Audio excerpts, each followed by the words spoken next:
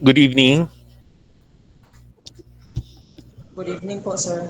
Okay, so yesterday we discussed about accounts receivable, no, yung concept.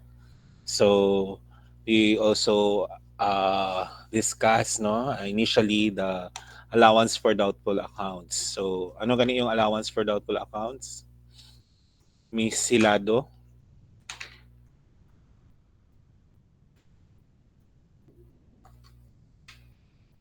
Sir? ano yung allowance for doubtful accounts? Sir, allowance for doubtful accounts po, sir, is yung amount na expected na di na po makukuha na accounts sa accounts receivable po.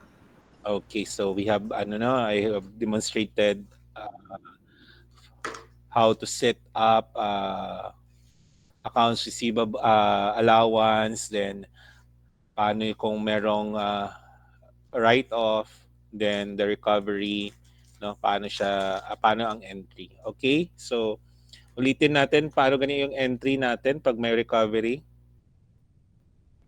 Shan. Credit to accounts receivable, debit to accounts receivable, and credit to bad debts. Then sa next na po na entry is Anong budget? debit to cash, credit to accounts receivable. Ano yung credit Bad mo? debts is uncollectible accounts. Ano yung Sa credit mo? first, Yes, sa sa first. first po, sir, is debit po ang accounts receivable, credit po ang bad debts expense. I think it's Ay, allowance for doubtful. Allowance for doubtful, no? Ang credit natin is allowance. Kasi ni-reset up natin siya. Okay? Kasi nung nag write off tayo, ano ang ano natin? Entry natin nung nag write off tayo. pag mag-write off po, sir, is mag-debit po tayo ng doubtful accounts and credit for allowance for doubtful accounts. Hindi, nag write off tayo, write offs. Ano yan siya? Set up yan. Di ba una-una magse-set up tayo? Parang hindi natin na ano no. So una-una, magsi-set up tayo. Pag mag-set up tayo, yes, Mr. Solano? Napindot sir, sa write-off lang kanina sir. Okay, sige. Ah, Pag ano tayo, una-una 'di ba ini-estimate natin, then we set up or nagre-recognize tayo ng expense, 'di ba? Ng doubtful accounts expense. So first is debit natin sa setup, debit bad debts expense or uh, ano no, doubtful accounts expense, then credit natin allowance for doubtful accounts. Okay. 'Yon siya yung pag ano natin, pag-recognize natin ng expense or pag-set up natin ng allowance, no, for the period. Okay, for the period about 2024, no, set up tayo. Next is yung allowance sometimes, 'di ba? It's just an allowance, no? Hindi pa yan siya yung ano talaga. If makita natin na ano na talaga siya uh, impossible na no na kolekta, kaya sinasabi ko dati 'di ba kailangan ito ay covered ng ano notarized, no, itong write off kasi hindi papayag yung BIR na hindi ka mag ano ng notarized na written off accounts. So ano talaga yan from the legal na talaga point of view na hindi na talaga no despite of the effort na gi-exercise natin hindi na maano no makolekta. So that's why kailangan natin siya i-write off, no? So ang entry natin sa write off ay yes, Miss Bautista. Kapag write-off po, sir, is debit po tayo ng allowance for doubtful accounts and i-credit po natin si accounts receivable. Okay, tama, no? Kasi ni-write off natin. So yung sinet up natin na allowance, kailangan natin i-close 'yon, no? Close natin. Then, anong mangyari? Siyempre mabawasan ang ating AR, 'di ba? Kasi hindi naman makolekta. So tanggalin na natin sa AR. Okay? Ngayon, merong recovery, no? So, Kasi nung nag-write off ka, gitanggal mo siya sa AR, tinanggal mo din siya sa allowance. So ngayon, kasi may naka-recover, may recovery or may payment out of write-off, no, yung halimbawa yung example ko kahapon, no, you find out na uncollectible na siya, hindi na talaga siya, no, based on the assessment of the legal, hindi na talaga siya makolekta. So that's why later on, yung example ko ba, nanalo siya ng loto, no? Sabi niya, bayaran kita, sana all, no? Nagbayad siya sa iyo. Pero, ni-write off mo na ang account niya. So, hindi ka pwede, no, na may magbayad na write off na i-charge mo kagad sa AR, tama? Hindi pwede yon. So, kasi ni-write off mo na, tinanggal mo na siya sa iyong libro. So, that's why, kailangan natin mag-set up. Okay? Ano ang pag-set up natin? Ulit, pag-reset up natin ng Miss Titong. Kapag may ma-recover, sir, i-debit po yung accounts receivable and then credit po yung allowance for doubtful accounts po. Okay, no? Kung makikita nyo, that entry is a reversal of the write-off. Tama? Nung nag-write off ka, debit ka, allowance, credit ka AR. Ngayon, naka-recover, gi-reverse mo muna, no? Ano mo muna, nag-set up ka ulit AR, then allowance, debit ka AR, then allowance for doubtful accounts. Ngayon, another entry pa, no? Kasi naka-receive tayo ng cash kasi nagbayad. So ano ang entry natin? Debit, cash, credit, AR. Accounts receivable. Okay? Nakuha? And binigyan ko kayo ng pro forma computation para sa inyo, no, na yung computation na yon is galing sa mga entry na yan. Kung makita natin, may beginning, no? Ang beginning allowance is syempre given yan, forwarded balance yan kasi allowance for doubtful accounts is a real account. Okay? So it means we forwarded, no, to the next period. So ang beginning dyan is the forwarded balance from the previous period. Tapos, ano ang i-add natin? Lahat, based sa entry natin, lahat na naka-credit. So, kailan tayo nagka-credit ng allowance? When we set up the expense. Tama? When we recognize the expense. So, may add budget's expense. Then, another is pag may recovery. Tama? Pag may recovery kasi, nag-a-add tayo nagka-credit tayo ng allowance for doubtful accounts. That's why, yung dalawang item na yan ay gina-add natin. Okay? Then, deduct. Ano ang i-deduct natin? Only the write-off. Okay? Yung write-off na transaction. Kasi, kung titingnan mo, during write-off, ano ang nangyari sa allowance for doubtful? Naka-debit. Tama? Tama ba? Then, whatever the result, no, is our ending balance for allowance for doubtful accounts. Nakuha? Hindi. Okay, so may I call, no? Miss Cordero, can you discuss what I have kanina about the pro forma computation natin ng allowance for doubtful? How we come up with that computation?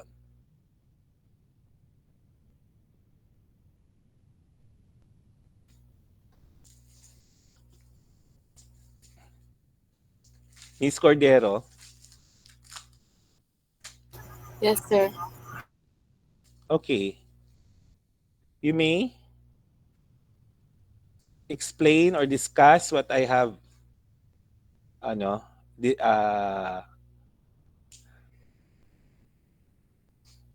kanina yung di-explain ko. I-digest lang natin. Hindi naman ito baka maano kayo na siya kung gitawag kay Kuan. Ginanong tawag ko lang just to ensure or meron kayong nasabtan sa ako ang i-explain, no? Kasi hirap naman na mag-forward tayo at saka hindi pa ninyo nakuha. Okay, Miss Cordero, do you have nakuha natin or hindi?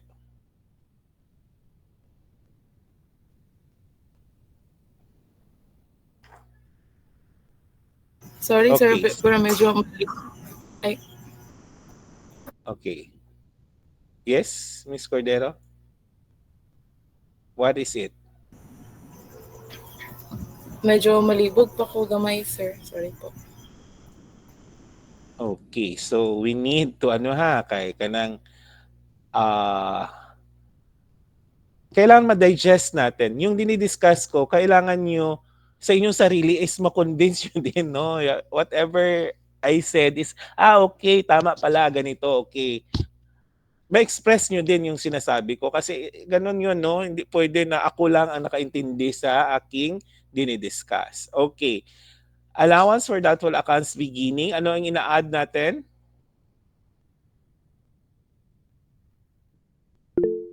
Sige, Bilyazorda. Bilyazorda.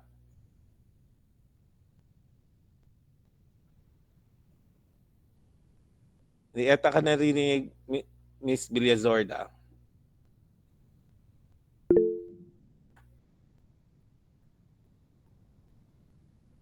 Yes, anong hala, sir?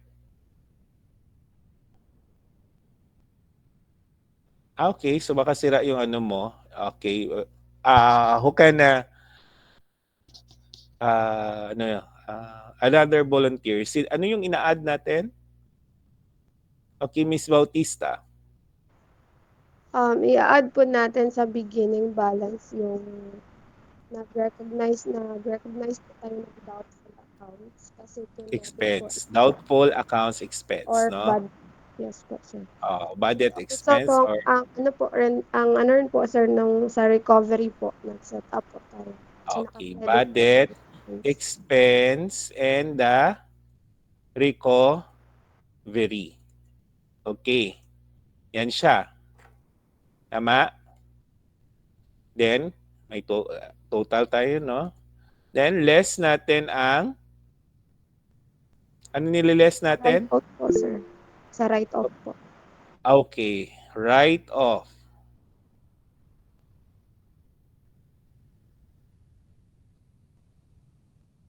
Okay. So, ito, ang ano natin is the ending allowance for doubtful ang makukuha natin.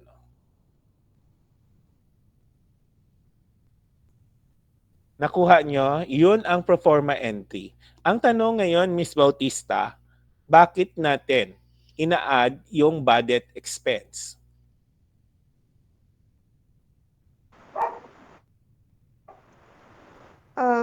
Kasi during po sa recognition of the bad debt expense is dagdagan po yung allowance natin sa doubtful accounts. Kasi Okay, very nag-recognize good, po tayo. no? Kasi kung titingnan natin, ano ang normal balance ng ating allowance for doubtful accounts? Credit po, sir. Credit. Kung titingnan mo yung entry na ginawa ko, ano ang nangyari during, no? Ito yung kanang setup or recognition, no, of expense. During the recognition of expense, nag-debit tayo ng expense pero naka-credit yung allowance for doubtful accounts. That's why ina-add natin siya dyan sa pro forma computation. Ngayon, ano ang next? No, itong write-off, bakit siya naka-deduct?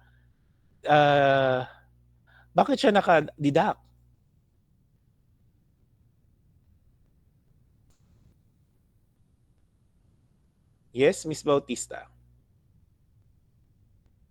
Nakadeduct po siya, sir, kasi wala po siya sa kanyang sir, normal balance, which is the debit. Okay, kasi anong entry natin during the write-off?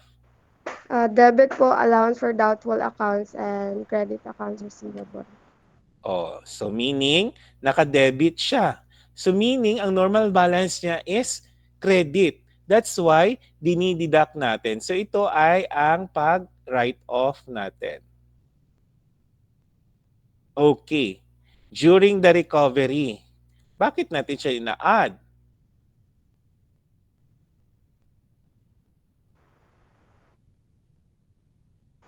Kasi Kasi po again, na-recognize natin yung receivable natin ulit, sir. So, credit ulit Okay. natin si allowance for AR, that. nag-set up tayo ulit, no? Nag-reset up tayo ng AR, then dinagdagan din natin yung ADA natin. Kung makikita nyo, itong write-off, no? Sa write-off na entry, sa recovery, binaliktad lang, no?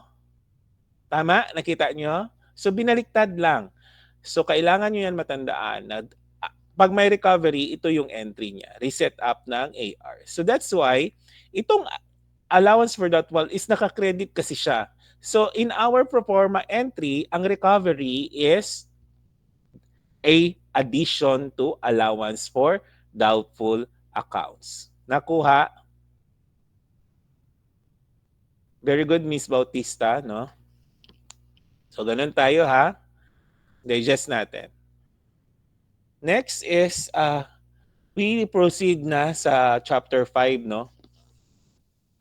So, estimation of doubtful accounts expense. Sinabi ko nga, it is just an estimate, no? Yung allowance for doubtful accounts is just an estimate. Kasi wala naman talaga, parang ano lang yan siya na, okay, ito yung amount na hindi ko makolekta based on the trend, no? Out of the sales, no? Ito yung hindi ko makolekta or based on AR, ito yung hindi ko makolekta. Or based on aging, mostly na mag-90 na siya, hindi na siya ma-recover. Mga ganun na, by percentage. So, this is a mere estimation. No? Kaya ang entry natin is only allowance. Okay? Hindi natin, no? Kasi kung hindi yan estimate, kung mapansin nyo, no? Kung hindi mga estimate yan, direct na natin siya i-charge sa expense. But since this is just an allowance, o hindi na tayo mag-ano ng allowance ba, automatic na expense, no, then AR kaagad, no? Kung sigurado na hindi tayo gumagamit ng tawag niyan ng allowance method. But hindi yan ginapayagan, no, na ng GAAP na hindi tayo magbabayad na hindi tayo magdadaan sa allowance for doubtful accounts. Okay? Kasi nga sabi dapat ang ating trade receivables ay na measure natin or pinipresent natin sa balance sheet, no? Ang subsequent recognition niya is the net realizable value. Okay? So, yun siya, no? So ngayon, what are the methods of estimating doubtful accounts, no? So, una dyan is the aging of accounts receivable and the percent of accounts receivable, no? Ano kaibahan ng accounts receivable at saka yung aging of accounts receivable? Itong aging kasi, ini-age natin, no, yung AR natin, like ilang days na siya past due, no? Ilang days na siya kanang kumbaga lumampas sa kaniyang current account man yan. Halimbawa, meron tayong 30 days, no, na term. Hindi natin siya nakolekta. So meaning that is a past due ang tawag natin yan. Yung past due natin, gina-age yan natin, no? Ilang days na sa past due, no? Baka 60 days na, 90 days na, or maybe 1 year na hindi pa nakolekta. So sometimes ginagawa natin 'yan. Okay? So 'yun ang ginagamit kung nag-i-age tayo based on the percentage yan siya, no? Percentage per kanang aging. Okay? Itong accounts receivable naman is madali lang siya, no? So sabihin natin 10% of the total accounts receivable, automatic yan 10%. Okay? Multiply lang natin sa total accounts receivable.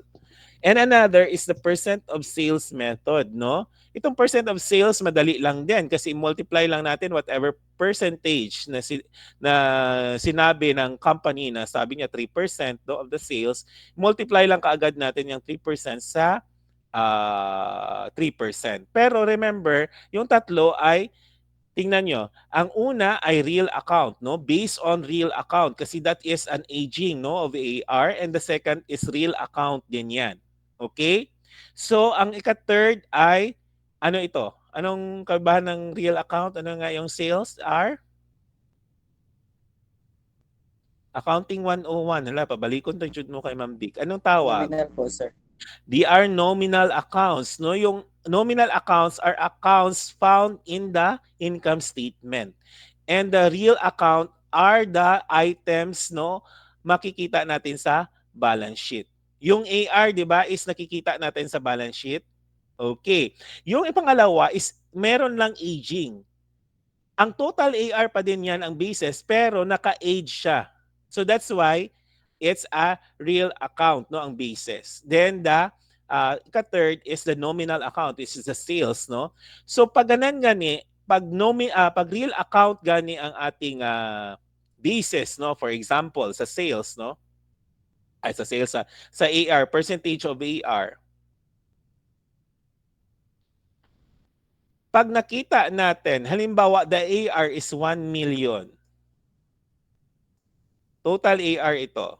Tapos, based on your estimate, 3% is ito AR balance ito AR balance as of December.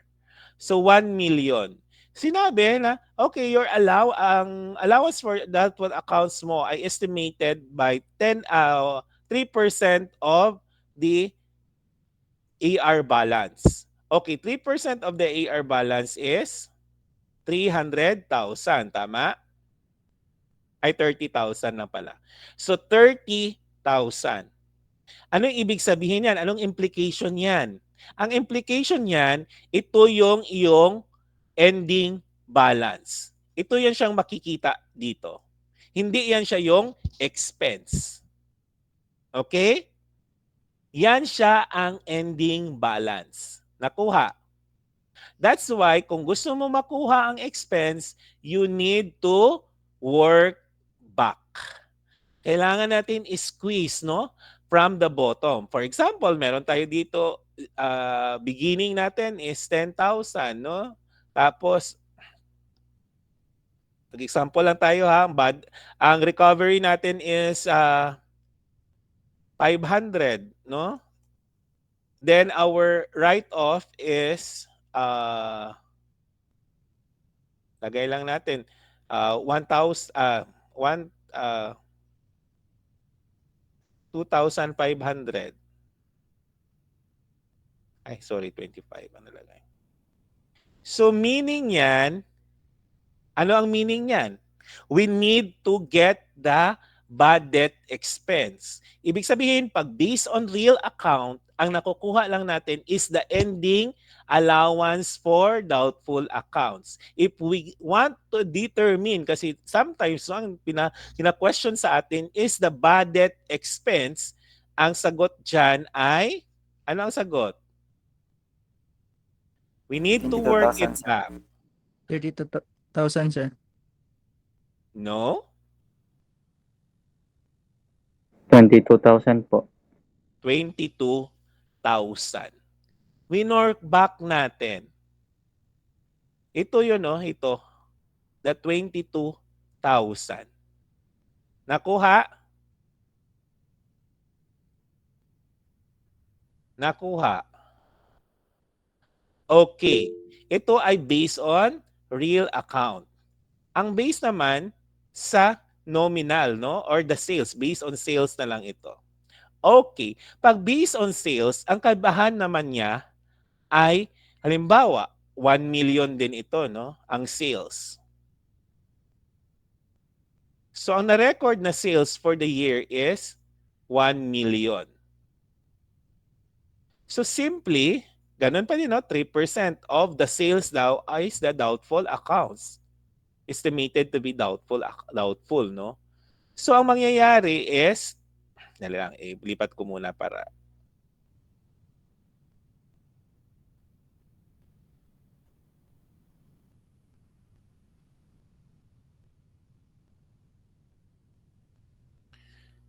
so ano ang implication nitong 30,000?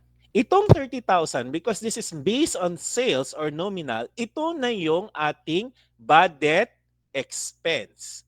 Ito na yun siya dito, 30,000. Nakuha? Nakuha. So meaning, kung may 10,000 tayo dito, Tapos may recovery tayo na 500. So the total is 40,000 and the write-off is 2,500, meaning ang kukunin natin dyan is the ending balance. Ito na siya, no? Nakuha yung difference niya.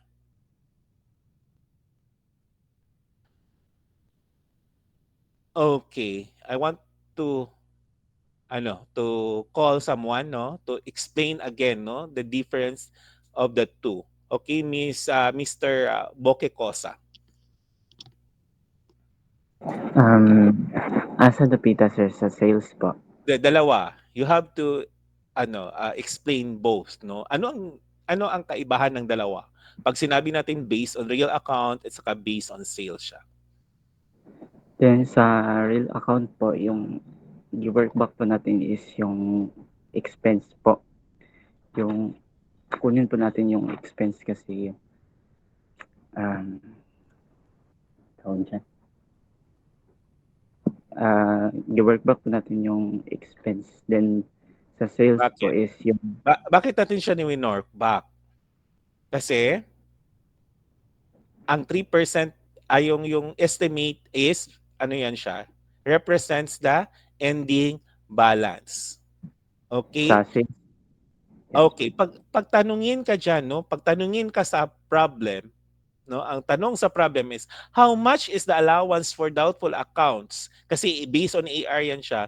How much is the allowance for doubtful accounts on December 31? Ano ganyan, no? Ang ending balance ang tinanong.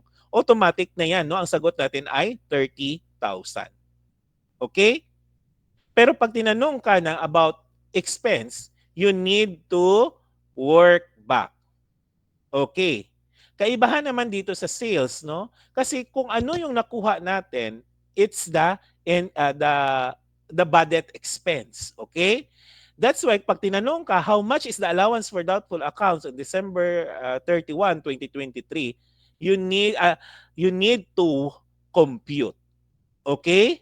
You need to compute kasi yung nako-compute natin based on sales is the expense. Okay? And ito na yan siya, no? Kung whatever expense na na-determine natin dito, ito yung siyang papasok sa ating entry dito sa kabila. Whatever the expense, no? Kung based on AR, meaning debit tayo budget expense, 22,000, credit tayo allowance for doubtful accounts, 22,000. Ngayon, pag based on sales, debit tayo 30,000, credit tayo allowance for doubtful na 30,000. Nakuha.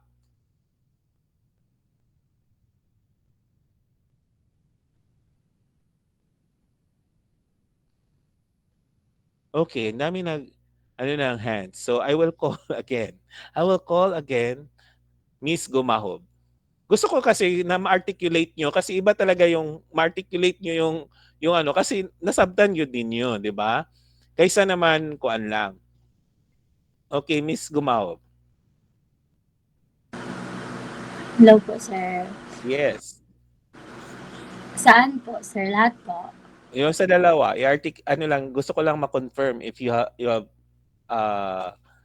may nakuha tayo sa explanation ko. Sa ano po, sir, yung sa recognition of expense po. Sa sales po, sir, diretso na po siya, sir, doon sa yung ano natin na 1 million times 3% is 30,000. Yun po yung ending balance. Tapos, yan po yung bad debt expense. So, pag i-enter natin siya na i-recognize yung expense, sir, yun po yung budget expense is 30,000 debit, credit, allowance for doubtful account 30,000 po. Yun po yung Good. Kulbaan man ka nga di man ko mangaon, no? Ko, no? Boses na ko is dako ra gid na siya just to give emphasis, no? Ay mo ka kulbaan. Okay, yung ano naman, explain mo yung AR na portion. Tama naman yung explanation mo.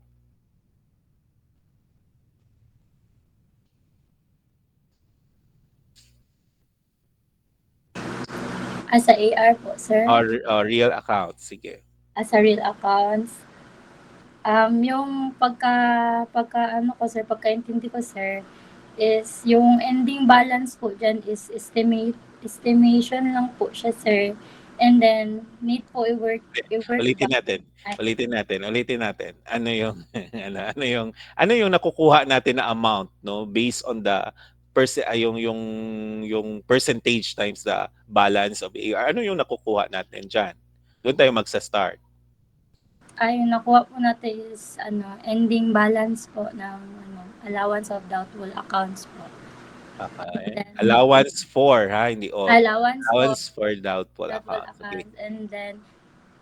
And then, para ma-recognize po yung expense, kailangan po siya i-work back po. Okay, klaro. Klaro ha, kasi Yes, no, sir. kasi masipiin na masipiin maabot na tag fourth year, di pa mo kabalo, no, kung paano mag-compute og allowance. Kaya minsan talaga sa board exam lumalabas yan, no, parang bonus na yan. Hindi mo pa alam, no. Ang hirap naman. Anyway, no, yun siya yung kabuuan ng ating allowance for doubtful accounts. So you have to study it, no, yung explain ko kanina. Basahin natin sa libro kung ganun ba talaga ang ginawa ng libro. Answer all the problems. Huwag nyo kalimutan yung big notebook nyo kasi sisingilin ko kayo pag prelim tayo. So answeran natin yon based sa explanation ko kasi yun na yung kabuuan ng allowance for doubtful accounts. Okay? Pag nakinig kayo at nakuha nyo yon, no? Yung explanation ko kanina ay I think wala na tayong problema. Okay? If you have Mr. Istolano, okay ba tayo? Tama ba ang in-explain ko? Kay advance na ni si Mr. Istolano, nakaabot na sa kuan eh. Sa loan receivable daw. No? Gipangutanan ako loan receivable, wa pa ko nakaabot dito. Mr. Istolano, tama ba based sa nabasa sir. mo yung Okay. tama ba yung based sa nabasa mo yung ano natin? Na-summarize ko ba lahat? Yes, sir. Or do you have other Yes po, sir. question? Okay, do you have other questions? Wala na sir, mas nasabtanan na ako sir. Okay. Mas mayo ka na sabtanan ni Mog maayo. Okay? So, hopefully, no, kasi yun ang importante, no? I really commend, no, Mr. Istolano, kaya nag-advance siya. Then, ang ano na lang, ang pagdating niya sa akin is just a confirmation of what nabasa niya or naging mas efficient siya, no? Kasi may mga technique niya siya, okay, ganun pala yun, no? Kasi kung magbasa tayo, ang dami, no? Ang daming basahin natin. But it's good thing din na parang maano natin ba na tayo talaga ang nagbasa. Iba talaga yung learning pag tayo yung nabasa talaga natin sa libro. So anyway, I will ano na yun, no? Magbasa tayo, then tomorrow we will proceed to the next chapter, which is the notes receivable. Okay? Madali lang din ito na topic. And I will check muna the attendance. Any question pa ba? May question pa? Okay lang mag-question na. Basta di ko mag-question kay Mark Suko man si Sir. Always ko sinasabi, ganyan lang talaga ako, no? Intimidated lahat ng students sa akin. Okay, Miss Gumaho.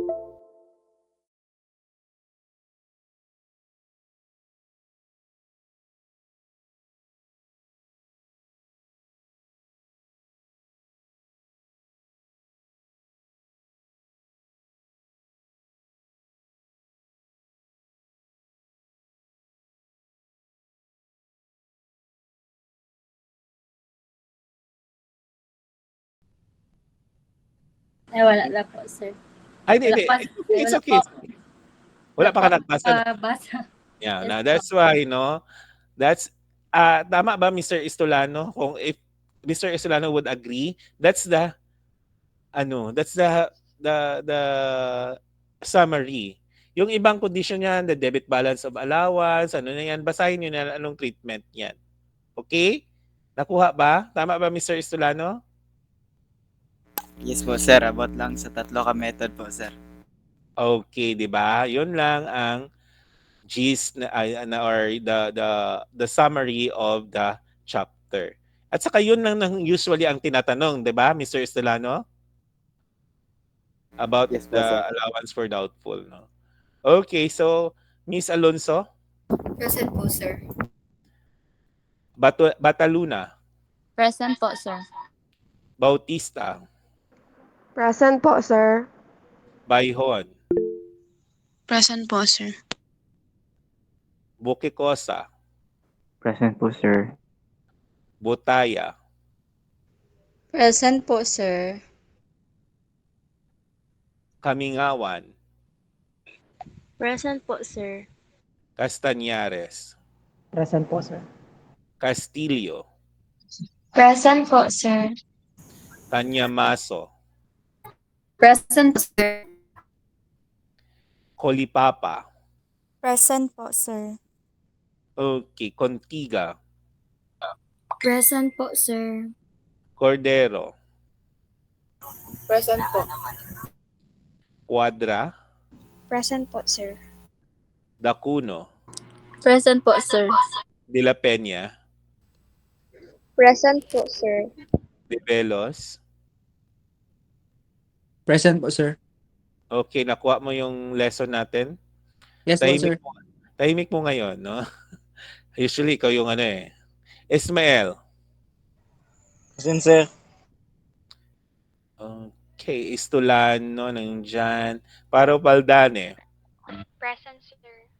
Gabor, Present po, sir. Gante, Present po, sir. Gonzales, Present po, sir. Gumahob, nandyan. Present po, sir. Hilado, Present po, sir. Lugaw. Nagulaw po, sir. Sorry. Present po, Lagulaw. sir. I'm sorry. Okay. Then, Largado, Present po, sir. Laugan, Present po, sir. Narayola, Present po, sir. Neri, nandyan. Saan po? Sacramento. Wala. Next is Salvador. Bakit Sacramento? Present po, sir. Ano nangyari sa'yo, Miss Sacramento? Okay. Sandingay. Present po, sir. Sarinas. Present po, sir. Solitario. Present po, sir. Sopilanas. Present po. Okay. Templo Nuevo. Present po, sir. Okay. Titong. Present po, sir. Toledo. Present, sir. Villazorda. Present po, sir. Okay. So, do you have any questions so far with chapter 5? So, ang advice ko lang talaga is you need to study in advance. Kasi kung hindi tayo mag-study in advance, maghabol tayo sa klase, no? Tapos, usually, may na-ignore tayo, no? Whatever na sinasabi ko dito, you will take it as is lang, no? Na tama. So, unlike kung mag-study tayo in advance, no? Pag halimbawa, nagkamali ako, no? Which is, hindi naman talaga yan may iwasan, human as we are, no? Magkakamali din tayo. So, buti na yung you can discuss with me, no? Any doubts kung ano yung ano natin na tawag niyan, yung hindi natin naintindihan ba? Okay?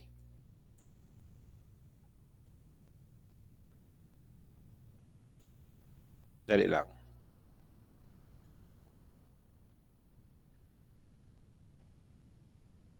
Okay, any suggestions muna kayo? Parang ang iba parang nabigla na bilis-bilis ng chapter 5.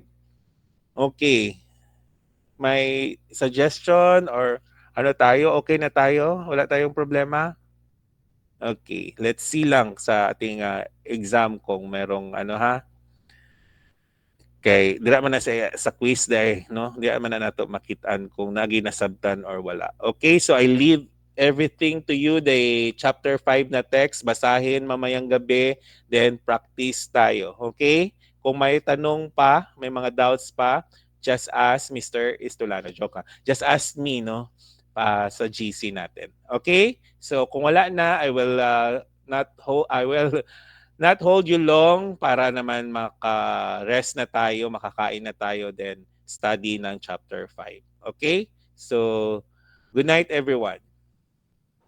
Thank you, sir, and Ay, goodbye po. Thank you po, sir. Yun po. Thank you, sir. Good night po. Thank you, sir. Sir.